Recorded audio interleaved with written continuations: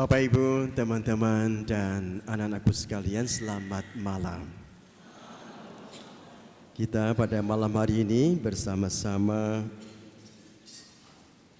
merayakan Hari Raya Kristus Raja Semesta Alam dan pula bersama dengan para susur putri kasih seluruh dunia mengadakan serangkaian doa novena berturut-turut selama 9 hari.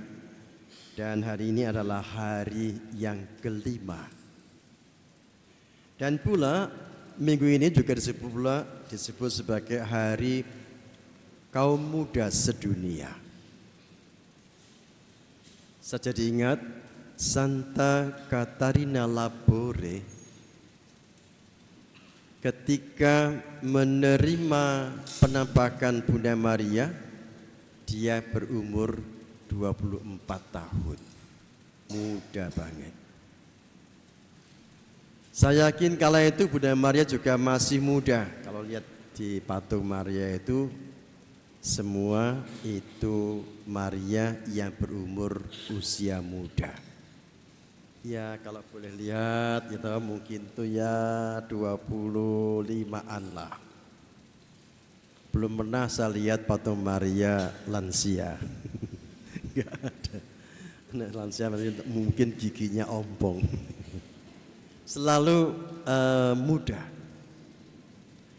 Dan orang muda atau orang kudus itu tidak pernah menjadi tua. Orang kudus itu tidak pernah menjadi tua. Artinya adalah bahwa selalu mempunyai semangat muda. Selalu mau mengajak kaum muda untuk melakukan perubahan. Sebagaimana tadi diucapkan oleh Santo Paulus dalam bacaan yang kedua, disampaikan kepada orang-orang Kolose. Dan Paulus itu menyebut bahwa Allah itu memindahkan kita. Allah memindahkan kita ke dalam kerajaan putranya yang terkasih. Jadi ini memang kala itu Paulus ini mengatakan ini kepada orang-orang muda di Kolose. Nah, apa arti memindahkan? Apakah arti memindahkan dan melepaskan orang dari kuasa kegelapan? Catarina Labore kala itu juga disadarkan akan situasi perang kala itu. Perang saudara. Perang membuat banyak korban-korban bergelimpangan tak bersalah pun ikut mati tertembak atau juga mati kelaparan. Dan Catarina kala itu juga tangannya selalu bergerak melakukan pelayanan. Sejak dia umur 9 tahun itu sudah punya kepedulian merawat keluarga, masak untuk keluarga, masak untuk karyawan-karyawannya ayahnya. Jadi sudah terampil dalam mengerjakan sesuatu untuk kepentingan orang lain. Yang lapar bisa kenyang, yang sakit bisa dikunjungi, dan bisa merasa sembuh, merasa diperhatikan oleh Catarina dan teman-teman. Nah, Paulus itu mempunyai ada 4 makna yang ingin saya katakan kepada teman-teman. Pertama ialah perpindahan dari gelap kepada terang. Kita itu tanpa Allah, kita itu jatuh dalam kegelapan dan mudah jatuh dalam dosa. Tanpa Allah manusia itu jatuh terus-menerus, dan dalam Kristus Allah memberi terang agar kita hidup. Itu makna yang pertama, yaitu perpindahan dari gelap kepada terang. Itulah mengapa ketika kita semua berada dalam kegelapan, jangan lupa ingat akan Tuhan. Dalam kegelapan lebih baik menyalakan lampu atau lilin sekecil apapun akan membawa terang. Tidak perlu mengutuk kegelapan, ini kesalahannya siapa, ini salah PLN atau salah orang rumah. Tetapi sungguh-sungguh di tengah kegelapan itu, mari menyalakan satu lilin dan nanti menjadi terang bagi yang lain. Yang kedua, perpindahan dari perbudakan kepada kemerdekaan. Tanpa Tuhan, orang akan menjadi hamba dan budak ketakutannya sendiri.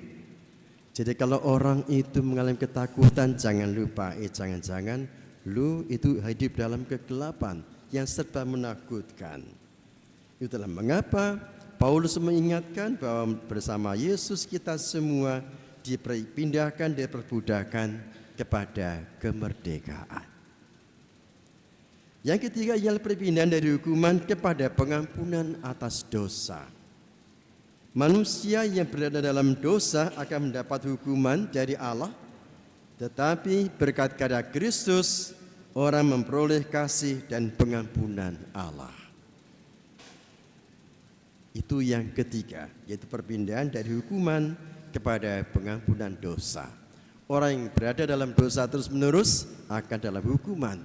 Sebaliknya, orang ini yang menyetu dalam Kristus maka akan memperoleh pengampunan atas dosa-dosa asal orang bertobat, menyesali dosanya dan diampuni. Yang keempat ialah perpindahan dari kekuasaan setan kepada kekuasaan Allah. Melalui Yesus Kristus manusia atau kita dibebaskan dari cengkeraman setan dan dapat menjadi warga kerajaan Allah. Itulah mengapa Paulus itu mengatakan Yesus adalah Sang Raja semesta alam.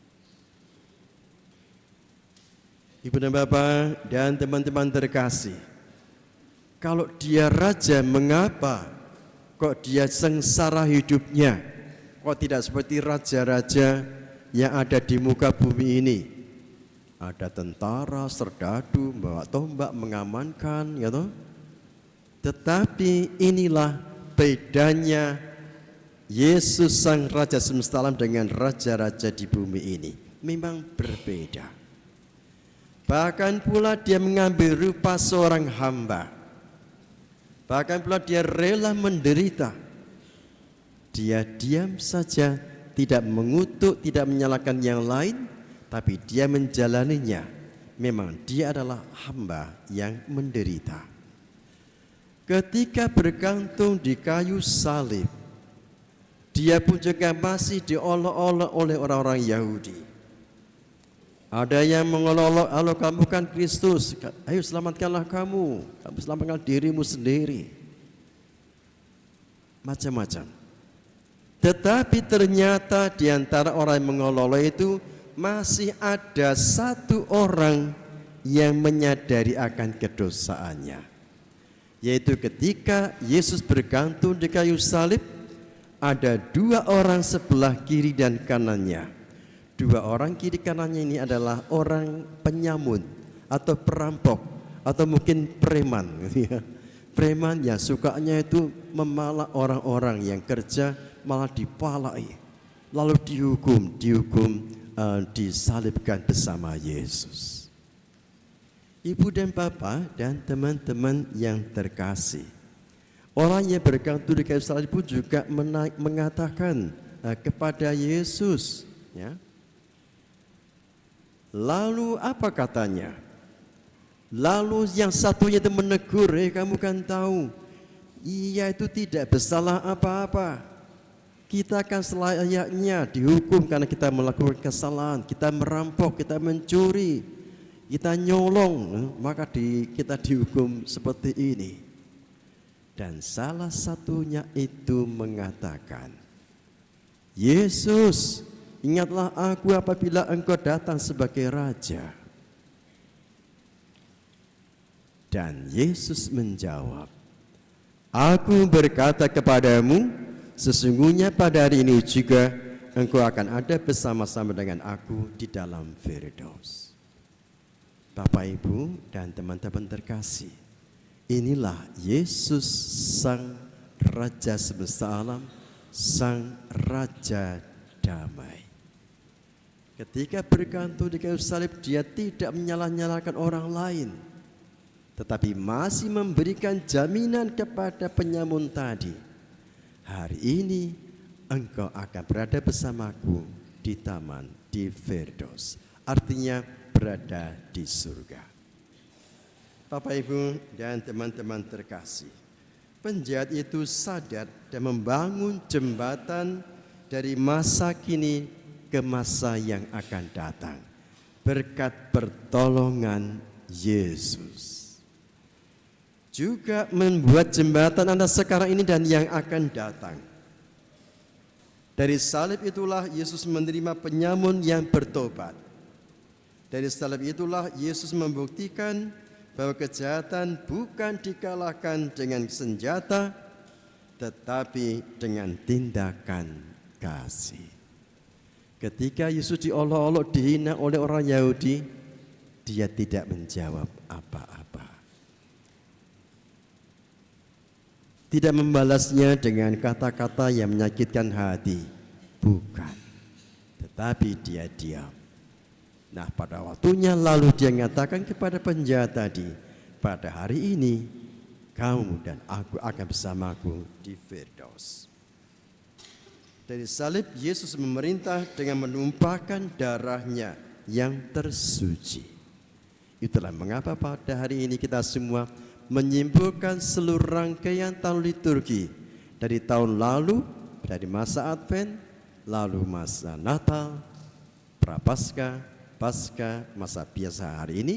Inilah simpulan, temuan, konklusi dari perjalanan kita mengikuti jejak Kristus. Dialah Sang Raja semesta alam, dialah Sang Raja damai, dialah Tuhan dan penyelamat kita.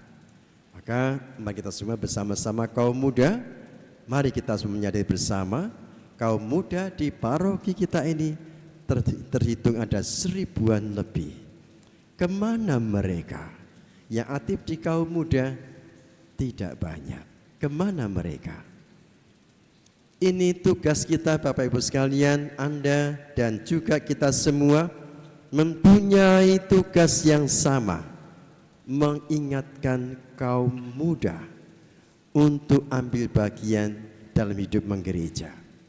Yesuslah yang merajai kita semua. Akhirnya mereka kaum muda pun kelak pula menjadi penerus generasi yang akan datang. Tuhan berkati kita semua. Amin.